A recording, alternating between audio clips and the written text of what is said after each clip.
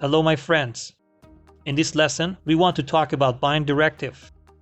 Bind is one of the most important directives of Alpine JS, as we can change attributes of elements in HTML. For example, assume that I have an input. As you know, input has various attributes like type, class, placeholder, and so on. Now, here I have a class and a placeholder. In the past, they were static, and we have been giving them values as we discussed about text directive. But now in Alpine JS, they are dynamic, and we can change them using variables in Alpine JS data. The directive that we want to use is bind. So I write bind, and the attribute that is selected, like class, type, or placeholder. And this is different for each element. For example, here I write bind class. Now let's disable this class and work on placeholder. Here I define a variable named placeholder and I put it equal to search.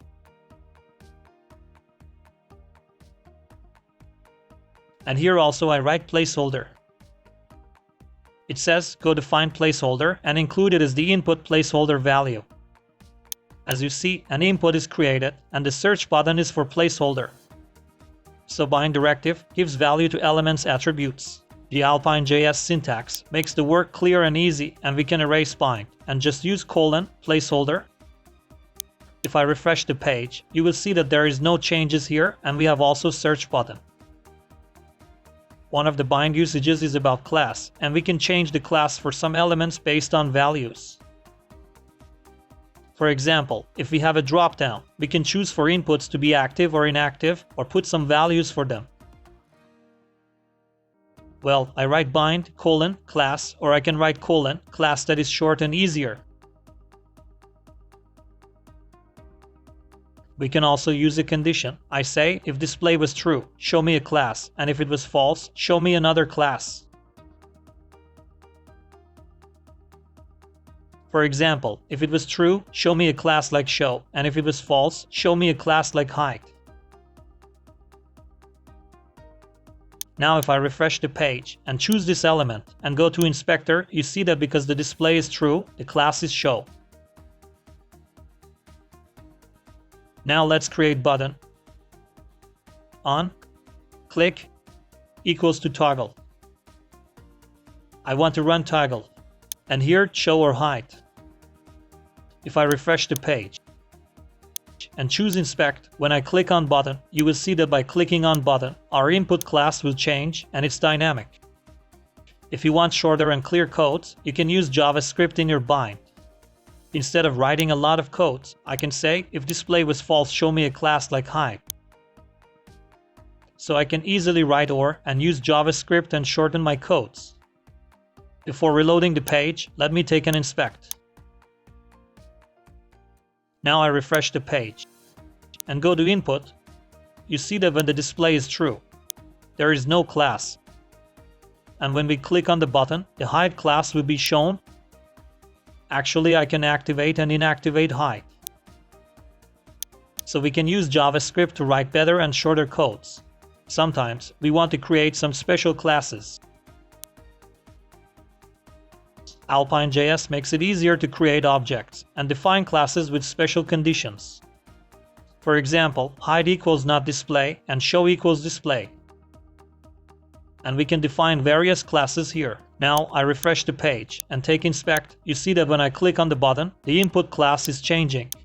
Sometimes we have some classes and want to add some new classes in special conditions. In this case, if you defined a class before, like example class, Alpine JS keeps it and adds show or hide based on example class. Now let's see what happens. I refresh the page. Here we have input and example class. By clicking on button, the show or hide will change, and example class is without change. Sometimes we need to add some extra classes to our elements, and Alpine JS makes it easier for us. Alright, as you learned, we can change attributes for elements using bind directive based on data variables. We talked about placeholder and described class. Now assume that we want to change an element style. Bind style, there are two ways to do that. First, we can write the styles here. Second, write our styles here. For example, I write styles, background color, red. So it takes style and puts the value here, and it will change as we define. If I refresh the page, you will see that the background color changed to red. And if I take inspect, it will show me the process. Well, this was the first way that I explained with bind method. There is also another ways to do that and makes our work easier. Instead of defining variables here, I delete this. And for example, background color is red. I can add CSS method here. For example, color is yellow. And so on. If I refresh the page, you will see that the color is red. And if I write a text inside the box, it will be yellow. So we have two ways. We can use bind style, or we can define them in bind style directly. And we can also delete bind style to shorten our codes. Again, we can use conditions like class method. For example, I write if display was true, run this condition. And if not, run this condition. For example, background color is white and color is black. If I refresh the page, because it is true, it is red and yellow. And if it's false, background will be white and text color will be black. You see that I use conditions here. As you see, CSS method is used here and is added to our input. The next part that we will discuss is about combining CSS methods. Assume that the color of the box is red, and now I just want to change the color using Alpine JS.